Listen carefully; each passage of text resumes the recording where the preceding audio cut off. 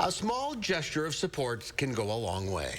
Monroe High School German teacher Alla Schwartz, who moved to the United States from Ukraine 8 years ago, was on the receiving end of one of those gestures this week. Take a listen.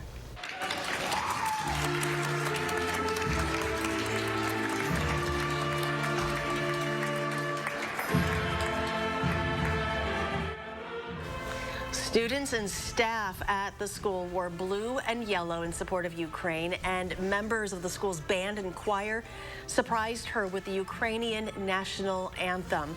You can find the entire video online at channel3000.com. And Alla Schwartz joins us now from her classroom in Monroe High School. Alla, thanks for being with us today. Thank you for having me. Добрий вечір. What went through your mind when you walked into that gymnasium?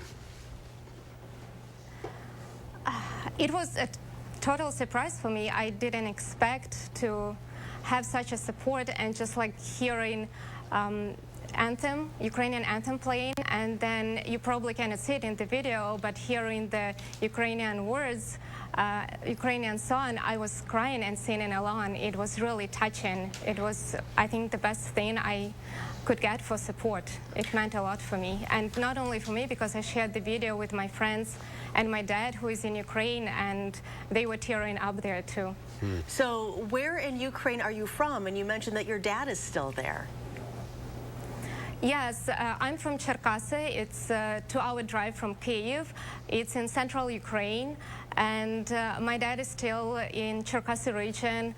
He's a farmer, and he is growing wheat and sunflowers. However, he joined Teroborona group, and now his job is to patrol our hometown and make sure that it's safe there.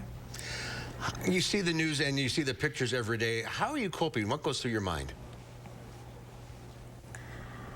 I think first days I just couldn't understand what is happening.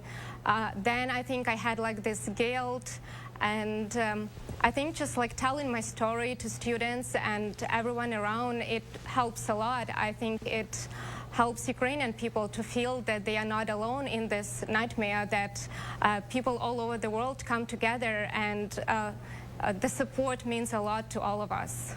I think that just not being alone helps a lot to cope with it. What has your dad told you about what he's been seeing? We didn't have a chance to talk much. He usually just sends me a quick message: I'm okay, I'm alive, don't worry. But it's relatively calm in our part of where we are from, because it's in the central Ukraine. There is not so much bombing and not so much destruction. However, everybody is scared, and people running out of medicine, food supplies.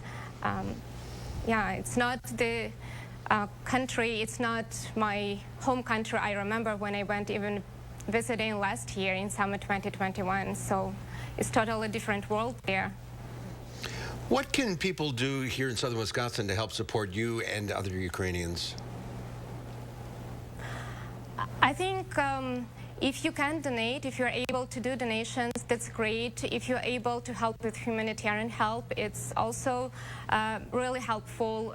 Maybe organizing a fundraiser, or even just support Ukrainian people and show that we're united in all of this. I think it means a lot to Ukrainian people. Just not to be a bystander. That's what I think. Like, you can just do whatever you can to support us. You've also been in touch with some friends that you still have there. What have they been telling you? Sometimes it's hard to reach to them. I'm calling, I'm trying to text, and they say, well, we need to run to bomb shelter because the bombing is starting soon. And also because of the time difference, I'm trying to wake up in the middle of the night and just to make sure I can speak at least for a couple minutes with them. But again, I think the main concern is fear. Everybody is scared, and nobody knows when it will end. So just not knowing when is the end to all of that, I think this is really hard to be in this state. Well, our people in Ukraine. Our hearts go out to you and to your family over there and all the people of Ukraine.